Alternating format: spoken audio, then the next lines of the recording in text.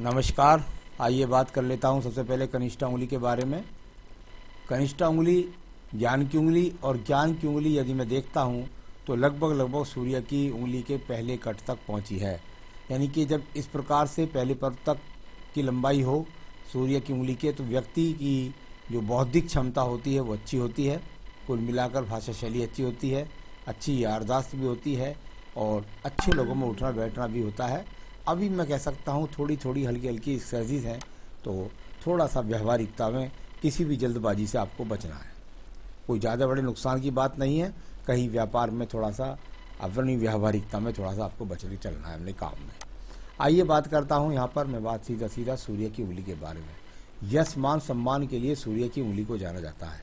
सूर्य की उंगली और उसके भी सेकंड पर कुछ छोटे छोटे स्क्रैचेस हैं। जब इस प्रकार के होते हैं तो मैंने फिर कहा था बुध वाले पर्वत पर कि ये व्यवहारिक पर्व होता है, और जब व्यवहारिक पर्व पर सेकंड पर्व पर कुछ स्क्रैचेस होती हैं हल्की हल्की राहु रेखा जिनको समझते हैं लोग बाग, तो उनके कारण आपको थोड़ा सा, जैसे मैंने बुद्ध की उंगली में बताया था, ऐसे ही सूर्य की उंगली में कि किसी भी जल्दबाजी से बचना है, किसी भी प्रकार से सेहत का बहुत ध्यान रखना है, किसी बीपी जैसी बीमारी के शिकार ना हो जाए। तो यहाँ थोड़ा सा इस तरह कह सकते हैं, कोई बहुत बड़े रोग की बात भी नहीं कर रहा हूँ। और जब ये उंगलियों के बीच में ये इतना बड़ा गैप होता है तो ये तो मैंने स्पष्ट बता ही रखा है कि ऐसा व्यक्ति अपने माता पिता की बुढ़ापे में सेवा नहीं कर पाता, उनसे दूर रहने के कारण। एक ये कारण मैंने बताया। और यदि संपत्ति हो तो संपत्ति में संपत्ति विवाद का सामना करना पड़ता है। आइए बात करता हूँ शनि की उंगली की। शनि की उंगली बहुत ही एकदम बहुत सुंदर स्वरूप है इस उंगली का। जब इतनी सुंदर स्वरूप के साथ शनि की उंगली होती है, बिल्कुल सीधी खड़ी होती है, तो व्यक्ति की शनि की महादशा, साढ़े साथी रहिया इस तरह से आ जाएं तो व्यक्ति के जीवन के अंतर्गत बहुत अच्छी अनुकूल होती हैं। उसमें व्यक्ति बहुत ज़्यादा तरक्की करता है, उसकी बहुत ज़्यादा जीवन की जो तमन्नाएँ हुए हैं वो पूरी हो जाती हैं। स्वास्थ्य के भी अभी ठीक ठाक इंडिकेशंस यहाँ पर हैं। अब बात करते हैं हम आपकी बृहस्पति की उंगली के बारे में। बृहस्पति की उंगली जानी जाती है संतान सुख के लिए, साथ ही साथ पत्नी से सहयोग के लिए, ईश्वर की कृपा के लिए, और यहाँ पर अच्छा खासा दान पुण्य या बिल्कुल स्वस्थ विचारों के लिए। तो ये सारी चीज़ एकदम यहाँ पर आपकी बृहस्पति की उंगली पर भी अनुकूल है। आइए बात करूँगा इसके बाद में मैं आपके बुध पर्वत के बारे में। बुध का पर्वत और बुध का पर्वत यहाँ सम अनुकूलता के साथ है। कोई रेखा एक दूसरे को नहीं काट रही। जब रेखाएं काटने लगती हैं, भले ही बिखराव के अंदर है, थोड़ा सा बिखराव के अंदर है, यहाँ भी देखिएगा थोड़ा सा कुल मिलाकर बिखराव के अंदर है ये रेखाएं। यानी इस तरीके से जब ये बिखराव के अंदर हों तो रेखाएं, तो थोड़ा सा ऐसा कह सकते हैं धन जो है वो लगातार कहीं ना कहीं व्यक्ति का इन्वेस्ट होता रहता है, परंतु धन के आगमन निरंतर रूप से बने रहते हैं।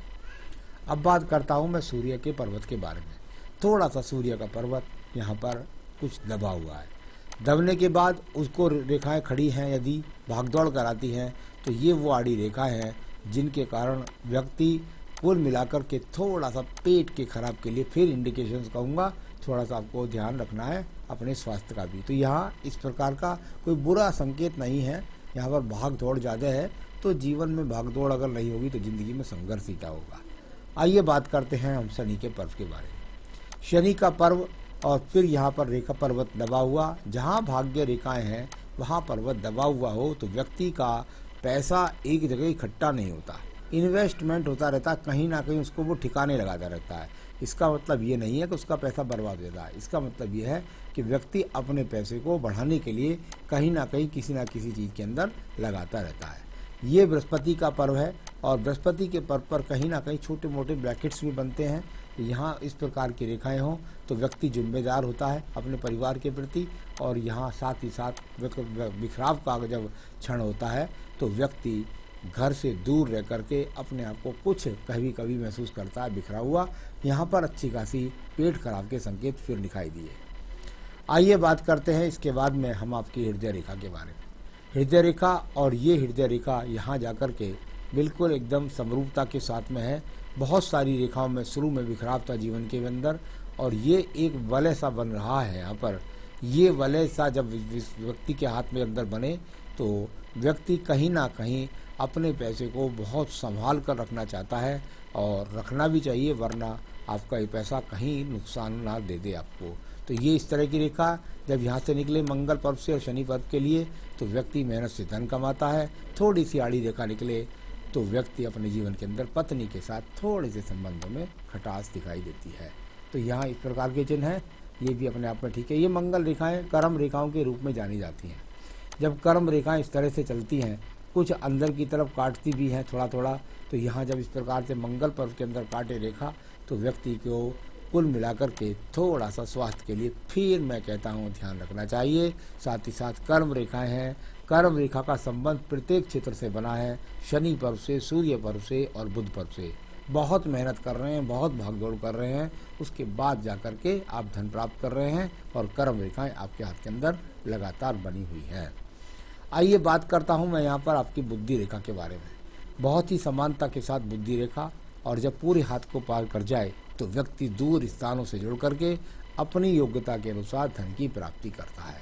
तो यहाँ पर इस प्रकार के संकेत हैं। तो ये अपने आप में बुद्धि, आपकी भाषा शैली आपकी बहुत सुंदर है, इससे आप पैसा कमाते हैं। ये देखिएगा कि रेखा है आपके पास में, ये सुंदर रेखा। मैंने हमेशा कहा कि मंगल पर्व से जुड़कर के रेखा अगर सूर्य का संबंध बनाए तो 3-4 बातें होती है। नंबर 1 बात, अगर कोई मुकदमा चल रहा होता है तो उसमें विजय प्राप्त होती है।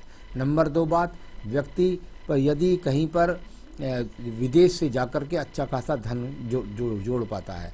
और तीसरी बात यही है कि उसके पास बहुत ज़्यादा साहस के लिए मतलब साहस बना रहता है, साहस में कमी नहीं होती। तो ये भी अच्छी खासी रेखा यहाँ पर मिलती है। एक रेखा यहाँ निकल करके इस तरह से सीधा सीधा सूर्य पर्व के साथ संबंध बना रही है, यानी व्यक्ति के दिमाग की योजना के अंदर भाग्य से इस उम्र में व्यक्ति अपना आपको विदेश से जोड़कर धन कमाता है। ये चंद्र पर्वत है। चंद्र पर्वत जहाँ देखता हूँ तो वहाँ पर एक तरह के बहुत सारे ब्रैकेट से बन जाते हैं।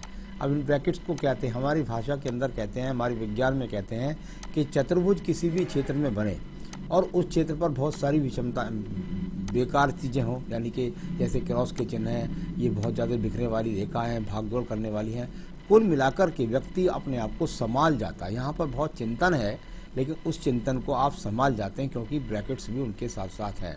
तो बैलेंस बना हुआ है, लेकिन संघर्ष में उसको संभालने की क्षमता भी यहाँ पर ब्रैकेट्स ने दी है। ये वो रेखा है जिनको बोलते हैं शुक्र पर्व से रेखा का निकले और चंद्र पर्वत के साथ संबंध बनाए तो व्यक्ति धन कमाने के लिए बहुत आतुर होता है। और ये कुछ आयु के फैक्टर में आगे व्यापारिक रेखाओं के रूप में भी जुड़ी हुई है। यहाँ पर बहुत बिखराव है। शुरू में कई जगह हो सकता है आपने जीवन में नौकरी की हो और उसके बाद में आपके जीवन के अंत में आप व्यापार कर पाएँ, ऐसी भी रेखा यहाँ पर दिखलाई पड़ती हैं। आइए बात करता हूँ मैं आपकी भाग्य रेखा के बारे में। भाग्य रेखा का फिर संबंध निकला दूर पर्वत से, यानी कि चंद्र पर्वत से। चंद्र पर्वत से भाग्य रेखा का उदय, यानी जीवन के अंदर व्यक्ति को दूर स्थानों से जुड़कर धन के आगमन। यहाँ पर जब भी आपकी भाग्य रेखाएं चलती हैं तो उनको बहुत सारी राहु रेखाएं काटती है। ऐसा नहीं है कि आपके जीवन के अंदर आपने सब कुछ आसानी से पा लिया। बहुत सारे उठाव गिराव आपके जीवन में पिछले समय में भी रहे हैं। ऐसी राहु रेखाओं के चिन्ह आज तक मौजूद हैं। आइए शुक्र पर्वत के बारे में बात कर लेता हूँ। शुक्र पर्व अच्छे संसाधन के लिए जाना जाता है, पत्नी से अच्छे संबंधों के लिए जाना जाता है। अभी संसाधनों की यहाँ पर कोई भी कमी नहीं है, अच्छा खासा पर्व आपके पास में मौजूद है। तो ये तो हाथ के प्रारूप है पढ़ने का, इसको मैंने पढ़ने के तरीके से बताया। और सबसे ज़्यादा मुझे रोग की चिंता लगी पूरे हाथ के अंदर। और अब मैं आपको बताने वाला हूँ आपके सवालों के जवाब। आयु रेखा को देख लीजिएगा, ये आयु रेखा है। इस आयु रेखा के बीच में बहुत सारी छोटी छोटी रेखाएं खड़ी थी, जो आपके पुराने समय में आपने, जो आपके आयु से पहले खंड में आपने बहुत तरक्की करी भाग दौड़ करके, ये वो वाली रेखाएं हैं। और आयु रेखा है आपकी यहाँ पर 78 ईयर्स। तो कुल मिलाकर आयु रेखा भी ठीक है। अब बात करते हैं सवाल की। आपका पहला सवाल है, एब्रॉड में और कितने साल में रहूँगा, विदेश में और कितने साल में रहूँगा। तो चलिए इसके लिए मैं आपका सवाल का जवाब देने का प्रयास करता हूँ। यहाँ पर आपकी 46 वर्ष की इस समय उम्र है, और यदि मैं देखता हूँ तो लगभग 46-50 अभी तो बहुत दूर है। मुझे नहीं लगता कि आने वाले 5 साल में आप विदेश से लौट करके आने वाले हैं। बहुत ज़्यादा नज़दीकता हालांकि जन्म पत्री से लगती है, लेकिन हस्तरेखा लगभग 4-5 साल तक ज़्यादा अच्छा बताती है। अभी मुझे कहीं भी 4-5 साल तक कोई भी उम्मीद नहीं है कि आप अपने जीवन में अभी आप घर वापस आने वाले हैं। अभी 5 साल मुझे कहीं भी दिखलाई नहीं देता। उसके आगे कोई और रेखा बन जाए जब मैं आपको बताऊंगा। आपने कहा मेरा जो घर स्थान है, जहाँ भी आपने बताया, मुझे ये अधिकार नहीं है कि मैं किसी के स्थान का नाम ले सकूं। तो आपका जो भी है स्थान, आप वहाँ निश्चित रूप से आ पाएंगे। और आपका बस बहुत ज़्यादा एक ही सवाल है मुझे जो है, उसका मैं आपको बता देता हूँ कि आप निश्चित रूप से आप अपने यहाँ पर आ पाएंगे और निश्चित रूप से आप मकान भी बना पाएंगे। ऐसा मुझे लगता है लगभग देखने में 2027-28 में, क्योंकि ऊपर कुछ ब्रैकेट्स बन रहे हैं सूर्य पर कुछ बृहस्पति पर बने हैं और कुछ शनि रेखाओं पर। तो कुल मिलाकर ऐसा मुझको लगता है अभी 7-8 साल लग जाएंगे आपको, जो आप अपनी एक और सुंदर विला बनाना चाहते हैं।